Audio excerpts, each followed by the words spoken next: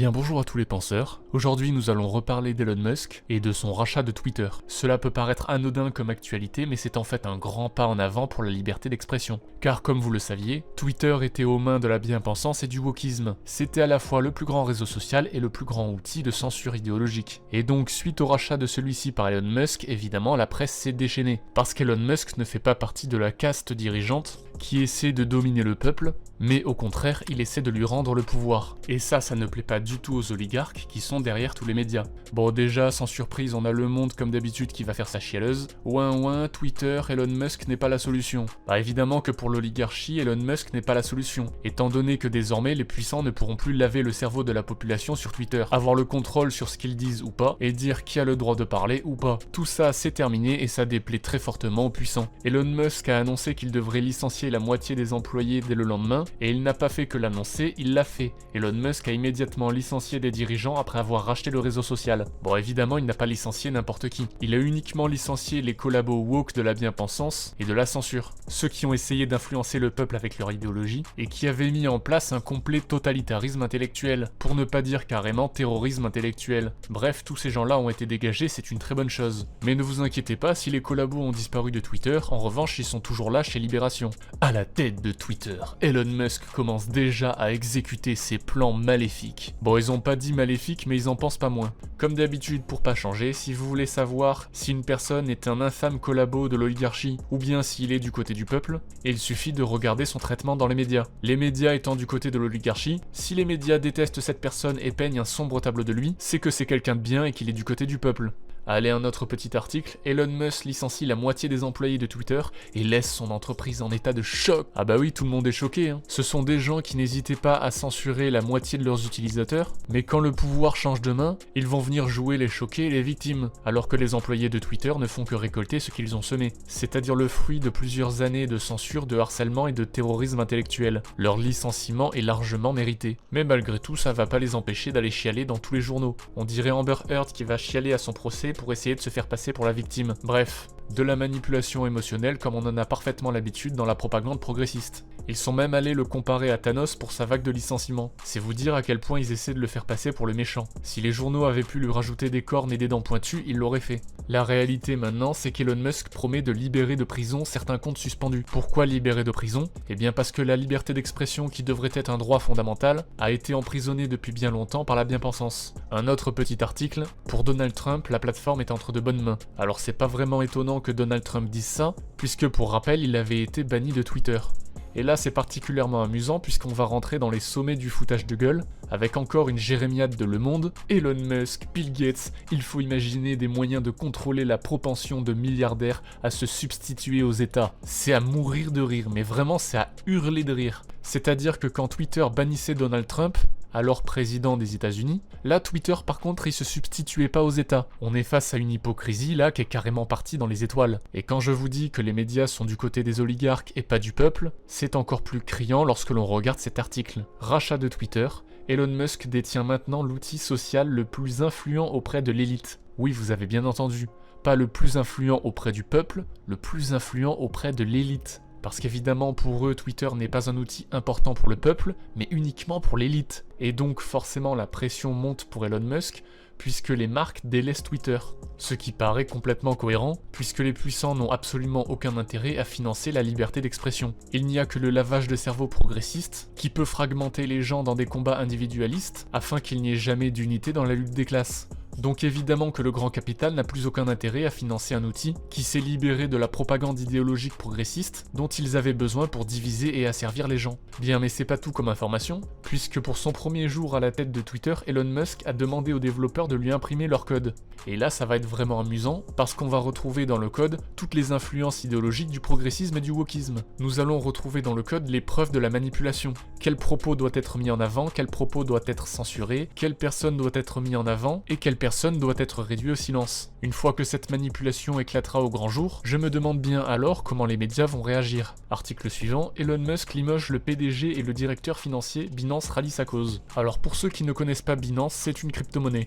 Vous allez me demander pourquoi les crypto-monnaies rejoignent Elon Musk? Eh bien il y a une raison très simple. Elon Musk cherche à libérer la liberté d'expression du peuple, et les crypto-monnaies cherchent à libérer le peuple financièrement de la mafia de la Fed et de l'impression quasi illimitée de fausses monnaies papier au profit des plus riches. Alors je vais pas faire l'apologie de la crypto-monnaie, parce que j'ai encore quelques doutes sur l'honnêteté des personnes qui sont derrière les crypto-monnaies, mais je trouve le principe fort sympathique. Donc continuons avec les articles. Elon Musk rachète Twitter pour le futur de la civilisation. Eh bien merci beaucoup, on en avait grand besoin.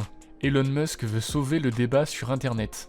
Il explique craindre que les réseaux sociaux se scinderaient en deux voies, l'une d'extrême droite et l'autre d'extrême gauche, ce qui générerait plus de haine et de division au sein de la société. Et c'est exactement ce que je pense depuis toujours. Sauf que cette division est uniquement due à la gauche bien pensante. Là où l'extrême droite accepte tout le temps le débat, l'extrême gauche le refuse systématiquement, s'enfonçant ainsi dans des idéologies toujours plus sectaires et consanguines. Pourquoi la gauche progressiste et wokiste est complètement stupide et débile? Parce qu'elle ne connaît précisément aucun des arguments de la droite ou de l'extrême droite. Elle ne fait que fantasmer un ennemi imaginaire, alors que la droite connaît par cœur les idées de la gauche. Et effectivement, cette idéologie de la gauche bien pensante, de refuser absolument tout débat, ne peut amener qu'à la haine et à la violence. C'est la bien-pensance qui génère la haine et la violence. Car quand il n'y a plus de dialogue possible, mettre fin à la parole, c'est accepter que la violence est l'unique solution. Et ça, je le répète, ça a été généré par la gauche bien pensante. Et je précise systématiquement gauche bien pensante, car j'oppose celle-ci radicalement à la gauche du travail qui n'a rien à voir. Allez voir la vidéo principale de ma chaîne, les progressistes sont les pantins des riches. Bien, article suivant, l'ONU presse Elon Musk de faire respecter les droits humains sur Twitter. Ouais, c'est marrant. Quand Twitter était dans les griffes de la bien-pensance, les droits humains en fait ils s'en torchaient le cul avec. Allez, article suivant. Depuis le rachat d'Elon Musk, Twitter voit son nombre d'utilisateurs actifs exploser. Oh ça alors, ça intéresse le peuple de récupérer sa liberté d'expression? Quelle surprise! Mais qui aurait pu prédire ça? Des utilisateurs plus nombreux partout dans le monde. Au total, la note interne indique que le nombre de comptes pouvant générer des revenus a dépassé le quart de milliard. Depuis le rachat d'Elon Musk, la croissance d'utilisateurs actifs chaque jour a grandi de plus de 20%. Et alors là, on arrive au plus drôle, c'est que les progressistes et les wokistes avaient prédit « Oh mon dieu, Twitter va devenir une plateforme de haine, il va y avoir une augmentation, une hausse des propos haineux, oh là là, c'est horrible !» La réalité maintenant, c'est qu'il n'y a pas de hausse de propos haineux. Ça alors, il y a toute la droite qui revient sur Twitter? Et il n'y a pas de hausse de propos haineux? C'est bizarre ça. Est-ce que ça voudrait dire que les propos haineux sont plutôt corrélés au progressisme et au wokisme plutôt qu'à la droite? Oh, j'en sais rien, je fais que poser des questions. Allez, passons. Influence. Pourquoi Elon Musk inquiète le pouvoir à Washington? Eh bien peut-être parce que les élections ne se font que par la propagande et la manipulation des moutons. Pardon, je voulais dire la manipulation d'opinion. L'oligarchie perd son pouvoir et évidemment ça lui fait peur. Allez, on va passer au dernier article. Si Elon Musk n'a pas voulu racheter Twitter, c'est à cause de la 3e guerre mondiale. Ah, on y vient. Alors effectivement, comme prévu par Attali et au hasard absolument tout le monde, on va sombrer très certainement dans une 3e guerre mondiale, une guerre économique et des ressources. On va vite revenir à la réalité et le marché mondial déconnecté du réel va très vite plonger. Et ça, c'est pas tout à fait bon pour les réseaux sociaux.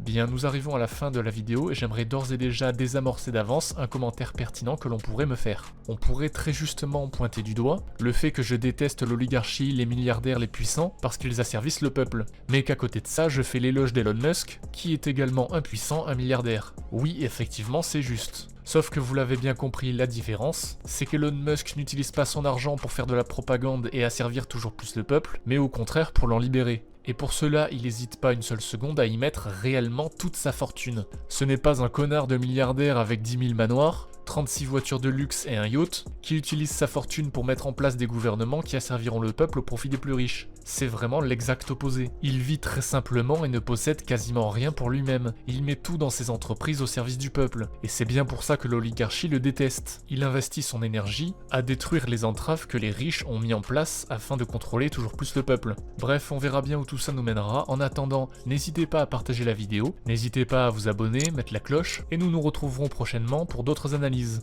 Merci de m'avoir écouté, ciao. This is Elon Musk,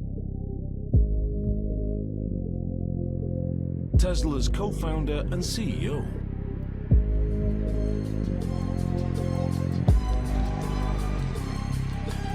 Elon is an inventor and a maverick entrepreneur, one of America's youngest billionaires. If you're starting a company, you need to work super hard. When my brother and I were starting our first company, instead of getting an apartment, we just rented a small office and we slept on the couch. How would I describe myself? Genius, billionaire, playboy for life.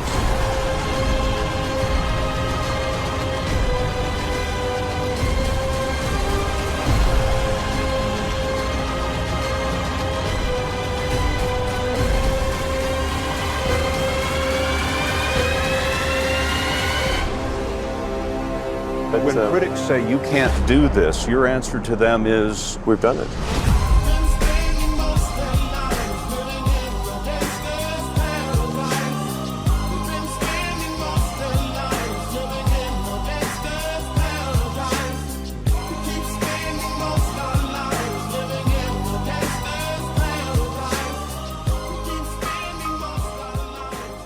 you say you didn't expect the company to be successful, then why try? If something's important enough, you should try, even if probable outcome is failure.